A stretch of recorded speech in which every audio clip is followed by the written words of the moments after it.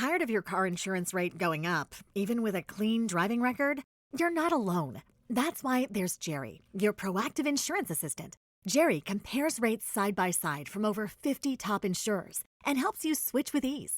Jerry even tracks market rates and alerts you when it's best to shop. No spam calls, no hidden fees. Drivers who save with Jerry could save over $1,300 a year. Switch with confidence. Download the Jerry app or visit jerry.ai/Libsyn today. That's JERRY.ai/LIBSYN. Hey there, it's Wayfair here, where delivery and setup are as easy as a few taps on your phone. You're relaxing in an old hammock, scrolling Wayfair's app, when you spot it, a brand new patio set. Next thing you know, Wayfair delivers it right to your patio and sets it up. Oh, you need a new grill too? All right, Wayfair's got you covered. With Wayfair's Room of Choice delivery and fast expert setup on qualifying orders, life gets a little easier.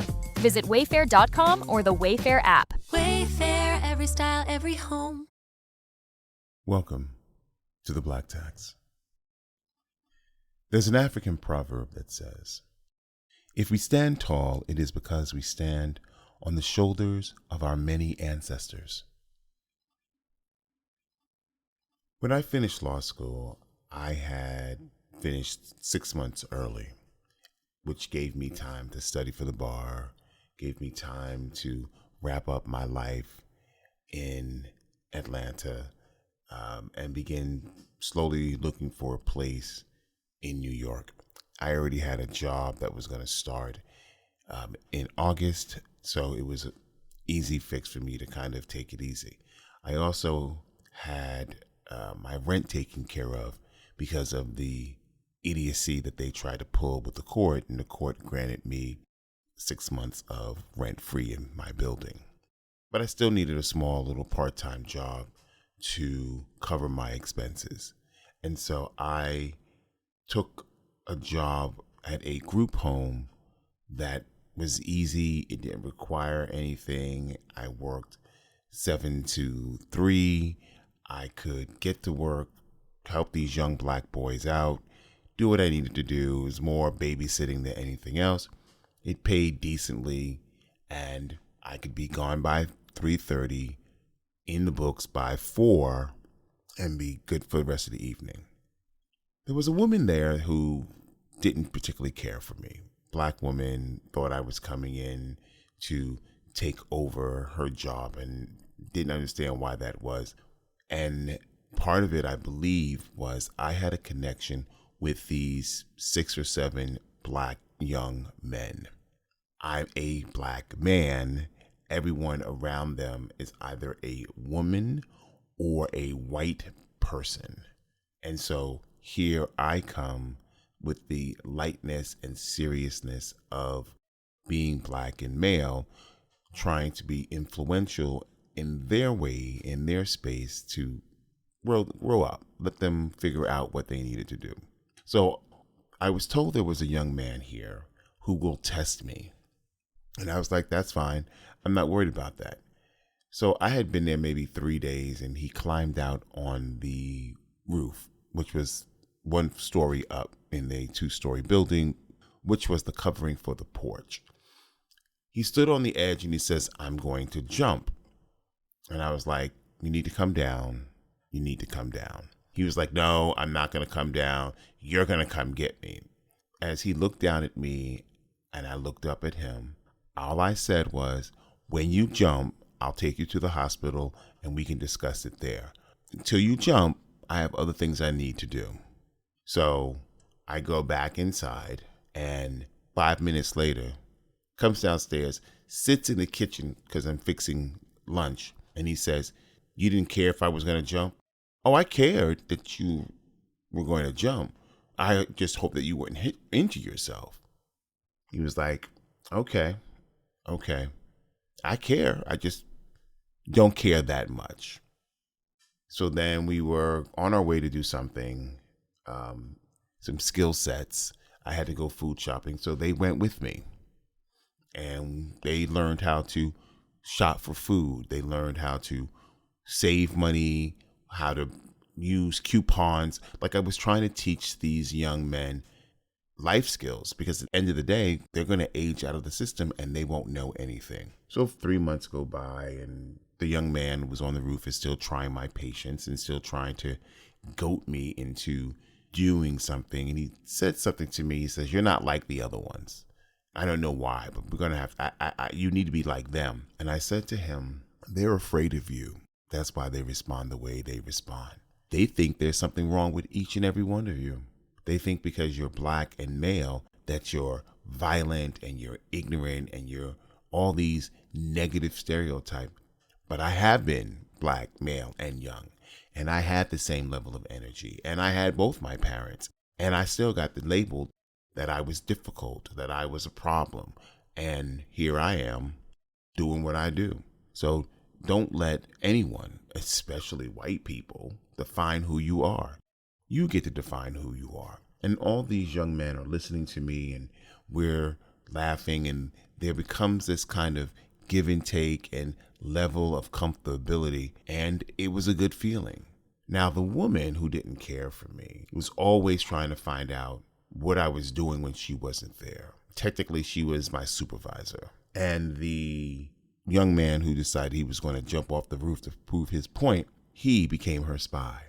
And he would say things to her and she would come back to me. And I was like, "That's not what happened. This is what happened." And giving her great details about what transpired, what happened, why it happened.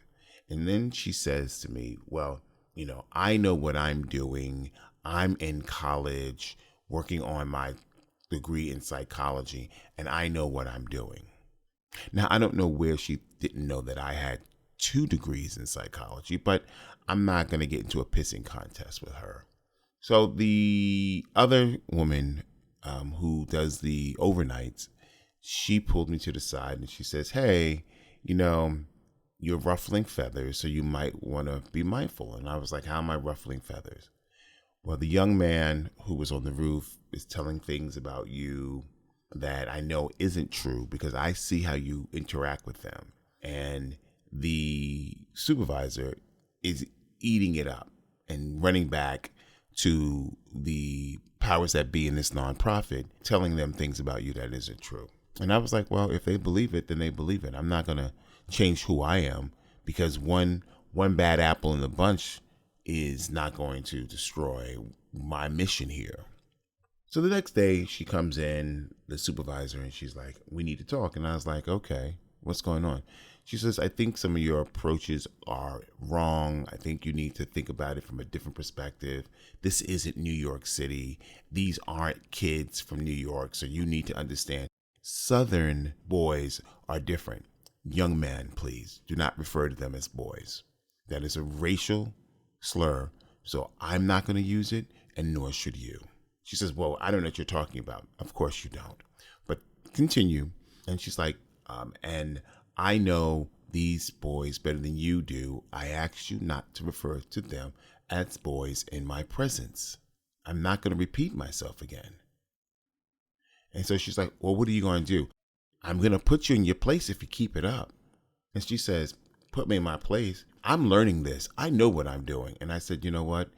Clearly they didn't tell you that I have a master's in clinical psychology, that I have a bachelor's in psychology. They didn't tell you that, huh? So I know this much longer than you do. And what are you, in your 30s, early 40s, and you're getting your first degree? I had both these degrees when I was 22. So I've had it for a little while. I've been a high school guidance counselor. Once again, I've had the experience. So I know what I'm doing. Don't ever underestimate that." She got in her feelings, told a lie, and the following evening at the end of my shift, I'm leaving to go home, and the white folks come and they want to talk to me. And I was like, okay. So I would walk from the bus to the group home, and then I'd walk from the group home to the bus. It's like a mile. I had the schedule. It was easy. Didn't make a big difference to me. But I also got to get some exercise in since I was still studying. So we're sitting in an Arby's or Kentucky Fried Chicken, and these 2 white people look me in my face and say, "We're going to give you an opportunity to tell us why you shouldn't lose this job, and then we'll make a decision based on what you say." I paused. I thought about, did I leave anything in the group home that I'm going to need. And as I'm pausing thinking, they're thinking that I'm trying to come up with a reasoning and an excuse for whatever was said. And I said, well, before I answer your question, I want to know what you perceive or believe is happening. And they went through a list of things that had happened between me and the young man who was going to jump off the roof. There was another gentleman who was paralyzed from the waist down. And I was like, we're going to teach you how to cook. We're going to teach you how to fend for yourself. And he was like, oh, nobody has ever done that. I don't know if I can do it. I'm afraid. You have nothing to be afraid of. I'm going to show you how you can get things done. So when it gets to a point where you want to live independently, you can. You don't have to rely on anyone but yourself. Yes, you're in a wheelchair. That's obvious. But what's not obvious is your abilities. You have hands that work. You have a brain that works. You can see, you can speak, you can defend for yourself. You can do all those things. So all this stuff was regurgitated back to me from them. And I was like, okay, I see now what this is. So the white woman says, well, tell us what you think we should do in this situation. And I was like, I'm not going to tell you that. I'm going to quit right now. So thank you for this opportunity. I wish you well. But I also want you to know that when you check my references for this particular job, each of them, the guidance counselor at the 2 high schools that I worked at, the woman who I worked for, who I was helping her with a nonprofit that were focused on teenage young men, they all told you the same thing. They told you he's an independent thinker. He understands them. He talks to them as if he is them. He elevates them to his level. He starts at their level and elevates them to his level so that they all grow together. Now, mind you, he's already grown and he knows what he's doing, but I'm telling you, he can make a difference in their lives. And she says, well, yes, that was what we were told, but we thought it was just, you thought it was just what, ma'am? We just thought it was just them trying to make you sound amazing. I am amazing. Your young men will tell you I'm amazing. But that one bad apple who is working you two is what's going to cause all this to happen. So the gentleman says to me, he says, well, you're not going to get a reference from us. And, when you try to get another job doing the same work, this is going to come back and haunt you. And I said, sir, I'm never going to work again. I'm not. I have just enough money to get me to June. I have just enough money. And then come June, I leave. I leave this godforsaken place and I start my new job 3 weeks later. So I was going to quit in 6 weeks, so it doesn't really make a difference. Oh, well, we can make sure whatever job you're getting in New York or wherever you're going, we can prevent that. Sir, you can't prevent me taking a job as a lawyer at an entertainment firm. That you can't stop. And the two of them started to turn whiter than they were. What do you mean? I mean, I'm studying for the bar, which is why I took this job. So I have enough money to pay my bills. So I didn't have to worry about anything else. And I needed something that was going to break up the monotony of time I was spending studying. And this job came easy. It doesn't require me to do anything but be myself. So fuck you. With that, I got up and I walked out. Oftentimes, white people think that we need to be beholden to them for the jobs that they give us. They want to act as if they have done a good deed, that they think that we as human beings, Black human beings, should be in their debt of gratitude because they've done so much for us. Let me be the first to tell you this. They've done absolutely nothing. Never think that they've given you anything. You have worked your fucking hands and feet off to do what you need to do. If you're in a position where your education was a requirement, that's you. Now, what you do in that space is also you. You know how to shine, how to glow, how to glisten. You understand all the things that are necessary to become who you need to become. Never let anyone, especially the white people, make you feel like you're less than, or they are your overseers and you have to jump at their every beck and call, because you don't. over the course of my career, there have been many a white woman and a white man that I've had to put in their place about their level of opinion or their authority they perceived they had over my being and my ability. I worked for me because I did not want to do what I saw growing up. I didn't want to see how my grandfather and my dads and my uncles had to cow down to these white people. And this road ain't easy. It would be easy to get a W-2. Hell, I would love it. But everything I am comes into the room first before I even walk into the room. So I want you to think about your value. I want you to understand that you don't need a pat on the back from someone white. You don't need their approval. You barely need their acceptance. And the only time you need their acceptance is in a job situation. You don't need them to tell you you're talented. You don't need to tell them that you're gifted. You don't need them to tell you you're smart. All you need to do is remember, God gave you talent, gave you gifts. You are standing on the shoulders of your ancestors who made supreme sacrifices for where you sit right now.